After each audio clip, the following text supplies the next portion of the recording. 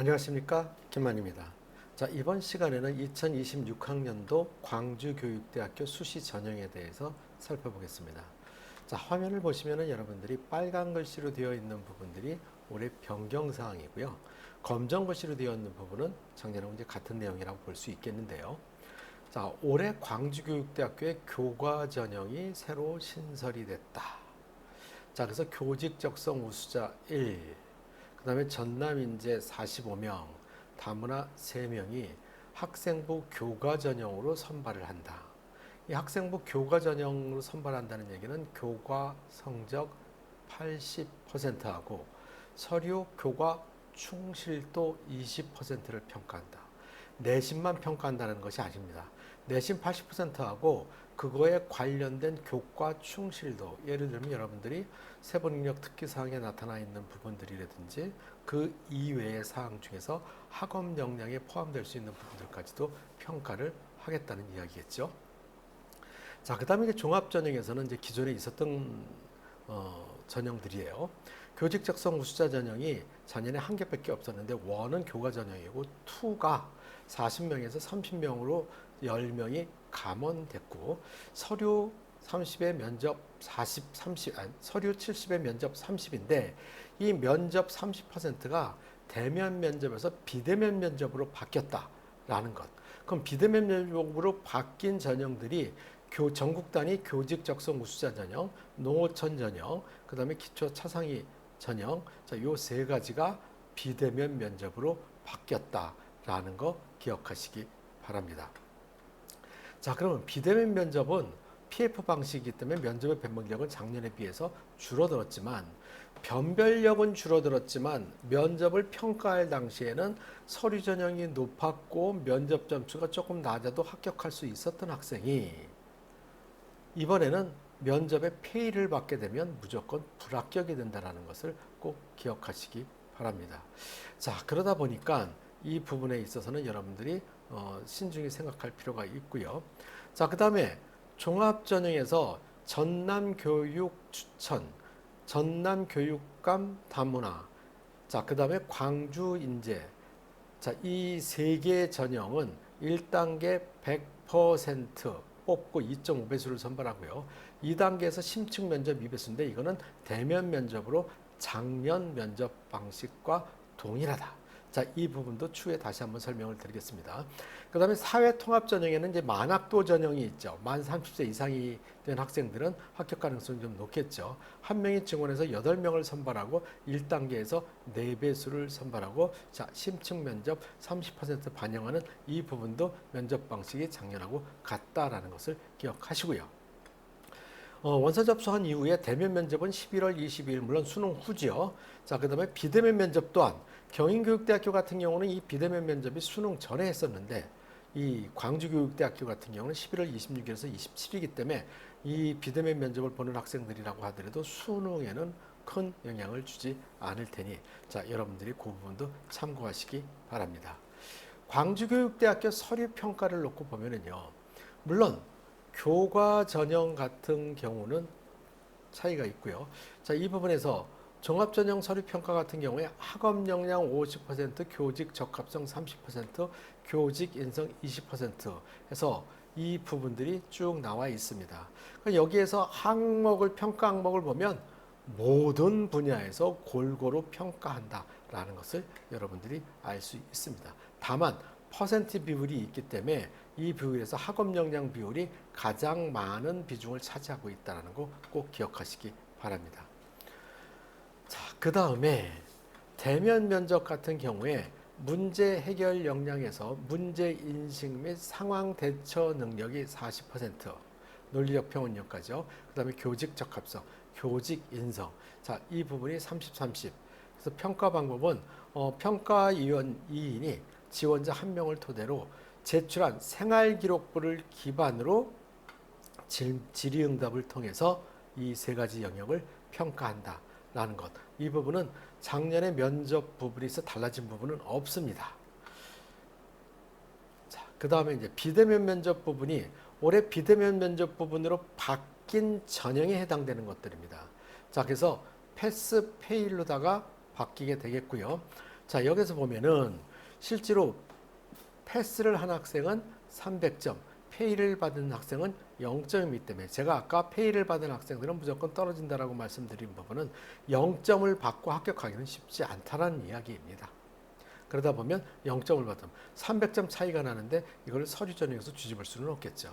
자, 그렇기 때문에 무조건 떨어진다고 볼 수밖에 없고요. 자, 이 부분에서 여러분들이 면접의 변별력은 줄어들었지만 패스를 할 수 있게끔만 하면 된다는 얘기는 페이를 받을 수 있는 부분을 주의해서 답변 녹화 동영상을 제작해서 업로드를 시키면 되겠죠. 자, 올해 이 광주교육대학교 답변 녹화 동영상은 처음 실시하는 부분이기 때문에 어떠한 문제가 출제가 될지 몇 분의 답변을 하게 될지 이런 부분들은 추후에 발표가 될 때 확인이 가능할 것입니다. 자, 그렇기 때문에 자, 우선 여러분들이 어떻게 되든지 간에 이 부분은 경인교육대학교 기출문제들을 좀 참고해서 여러분들이 연습을 하면 도움이 될 것이라고 생각을 하고요. 자, 그 다음에 여기서 보면 면접 동영상을 미제출하는 경우는 불합격이다라는 부분에 페이를 받는다는 얘기인데, 자, 광주교육대학교를 지원한 학생 중에서 수능을 굉장히 잘 봤다면 제출을 안 할 수도 있겠지만 그렇지 않다면 제출을 하겠죠. 자, 그 다음에 블라인드 면접 평가의 원칙을 위배하는 경우, 예를 들어서 부모님의 직업이라든지 말하면 안 되는 것들을 뭐 학교라든지 이런 걸 하게 되면 불합격이 될 수 있다. 자, 이 경우도 학생들이 조금만 주의하면 별 문제가 없는 부분입니다. 그 다음에 학교 생활기록부 기재 금지 부분이나 학교 생활기록의 제도 변화된 부분에 대해서 이야기를 한데도 불합격을 한다. 예를 들면 학교 생활기록부에는 논문에 대한 것들을 기록할 수 없게 되어 있는데 논문에 대한 얘기를 한다든지 이런 것들이 여러분들에서 불합격 사항이 될 수도 있다니까 유념하시기 바라고, 어떤 사항들인지는 생활기록부 기록 방식에 대해서 여러분들이 별도로 좀 공부하시기 바랍니다. 자, 그 다음에 문항과 관계없는 답변을 하거나 답변 내용에 충실치 않은 경우, 자, 이 부분에서 여러분들이 관계없는 답변인지 아닌지는 어떻게 알아요? 자, 그 부분은 여러분들이 문제를 꼼꼼히 살피고 문제에서 요구하는 부분이 무엇인지를 생각하셔야 되겠죠. 동문서답을 하면 안 된다는 얘기입니다. 자, 이 부분보다는, 왜냐하면 여러분들이 답변을 준비할 때 실질적으로 이 세부 사항에 대해서는 11월 26일 날 발표를 하게 되겠지만 여러분들이 문제가 발표가 되고 업로드될 때까지는 어느 정도의 시간을 주기 때문에 그때 여러분들이 자신이 답변 내용을 제작을 못하면 부모님이나 선생님들의 도움 또는 선배들의 도움을 받게 되겠죠. 자, 이 도움을 받았을 때 그 부분에서 관계없는 답변을 하기는 쉽지 않겠지만은 충실치 않은 답변을 할 수는 있겠죠. 자, 그래서 충실치 않은 답변이라는 얘기는 너무 부실한 답변을 한다든지 너무 짧게 답변을 한다든지 이런 것들을 해당되는 부분이기 때문에 신경을 좀 쓰시기 바랍니다. 자, 그 다음에 특히 주의해야 될 부분은 이 부분이에요. 부정행위 부분인데요. 대리시험을 보는 학생들은 거의 없겠죠. 그러나 부정행위를 하거나 불성실한 태도를 보인 경우에는 불합격 처리를 한다. 불성실한 태도를 보이는 학생들은 사실은 드물 거예요. 합격을 하기를 원하는 학생들이 불성실한 태도를 보여갖고 거친 언어를 쓴다거나 이런 얘기를 하지 않겠죠. 하지만 부정행위를 한다는 얘기는 실제로 부정행위를 하려고 하는 학생들도 더러 있었던 걸로 제가 알아요. 그러니까 다른 교육대학교에서요. 자, 그런 경우를 보면 어떤 경우냐면요. 자기가 답변을 준비해 놓은 것을 머리에 암기가 안 되다 보니까는 카메라 옆에다 붙여놓고 그걸 살짝 보면서 답변을 하는 학생들. 이거 여러분들이 눈동자를 확인해 보면요. 영상을 보는 것이기 때문에 보고 또 보고 확대해서 볼 수 있기 때문에 이렇게 부정행위를 하는 학생들은 다 걸릴 수밖에 없습니다. 이런 경우에 페일 처리를 받아서 불합격할 수 있으니 절대로 자신이 답변을 작성해서, 왜냐하면 남이 작성해 준 답변을 자기가 잘 외워서 암기해서 답변하기가 쉽지가 않아요. 그러니까 자신이 답변한 답변을 자신이 숙지해서 답변하는 것이 가장 좋은 방법이라는 거 꼭 기억하시고요. 그럼에도 불구하고 부정행위로 간주받는 경우들이 있어요. 사실 여러분들이 지금 제 눈동자를 잘 보면요. 지금 제가 카메라를 보면서 답변을 하고 있지만 답변하는 과정 속에서 생각이 잘 안 난다거나 좀 더 뭔가 생각이 필요할 때 시선이 흔들려요. 대면 면접에서도 마찬가지지만 대면 면접에서는 뭐 일부 그냥 자신감이 없는 것으로 간주될 수 있겠지만 이 부분에 있어서는 여러분들이 시선을 꼭대기를 쳐다본다든지 밑에를 쳐다본다든지 옆을 쳐다본다든지 하는 경우에 제 시선을 잘 보면 위를 보죠. 살짝 다른 데를 본다고 했을 경우에 부정행위로 간주될 수 있다는 것이죠. 자, 그래서 여러분들이 답변 영상을 제작한 다음에 영상 촬영한 부분을 여러분들이 꼼꼼히 보면서 부정행위로 간주가 될 것인지 아닌지에 대해서도 살펴보고 업로드 하시기 바랍니다. 자, 그 다음에 자, 내신 등급을 보면요. 교직 적성 우수자 전형 경우에 2.55 평균 점수가요. 그 다음에 전남 교육감 2.91, 광주 인재 2.68, 그 다음에 전남 인재 여기 2.77 평균이에요. 자, 나머지 부분들이 여러분들이 참고를 하게 되는데 교과 전형 같은 경우에 교직 적성 우수자 1이 되겠죠. 자, 그 부분은 이 점수보다는 높아질 것이다. 왜? 수능 최저 등급이 없는 상태에서의 교과 전형이기 때문에 당연히 높아질 수밖에 없다는 것.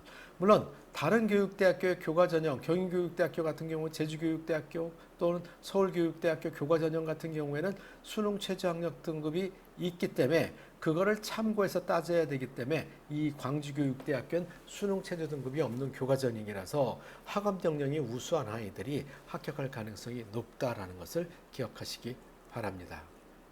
마지막으로 지금까지 설명드린 내용에 대해서 궁금하신 점이나 개인적으로 질문할 내용이 있으신 분들은 화면에 나와 있는 전화번호로 연락을 주시면 상세하게 설명드리겠습니다. 혹시라도 연락이 잘 안 되시는 경우에는 문자를 남겨주시면 시간이 될 때 연락드리겠습니다. 기망 컨설팅에서는 교대 입시 전략서와 인터넷 강의를 준비하고 있습니다. 입시 전략서인 교대 입시의 모든 것과 면접 준비서인 교대 면접, 사대 면접 두 권의 책을 출간했습니다. 자, 이 부분도 참고하시기 바랍니다. 다음으로 2026학년도 수시 교대 입시 설명에 대해서 말씀드리겠습니다. 교대 입시 설명회는 줌 설명회와 현장 설명회 두 가지로 나눠서 설명을 드리게 되는데요. 7월 19일부터 시작해서 8월 달까지 5회에 걸쳐서 진행합니다. 여러분들이 직접 참여하시면 너무나도 좋고요. 부득이하게 참여하시지 못할 경우에는 줌 설명회를 이용하시는 것도 방법입니다. 설명회에 참가하시는 모든 학생들에게는 교대 입시의 모든 것이라고 하는 입시 전략서를 증정해 드립니다. 대면 설명회하고 줌 설명회의 차이점이 있다면 모든 것은 다 같은데 개인 상담 시간이 별도로 있고 없고의 차이가 있습니다. 대면 설명회에서는 개인별로 생활기록부를 분석해서 학생의 설명을 10분 동안 해드리고요. 줌 설명회에서는 이 부분이 없다는 것이 차이점입니다. 다음으로 교대 수시 합격 예측 시스템에 대해서 말씀드리겠습니다. 교대 입시 연구소 홈페이지에서, 이건 기망 컨설팅 홈페이지가 아닌 교대 입시 연구소 홈페이지입니다. 교대 입시 연구소에서는 수시 합격 예측 서비스를 진행하게 되는데요. 학생들의 생활기록부를 보내오면 2, 3일 내에 그것을 분석해서 분석 결과를, 다시 말해서 여러분들이 교육대학교에, 전국 교육대학교에 어디에 합격 가능성이 가장 높은지 이 부분을 순서대로 분석해서 분석 결과를 메일로 보내드리고 그 부분에 대해서 전화로 간단하게 설명을 드리는 시스템입니다. 여러분 감사합니다.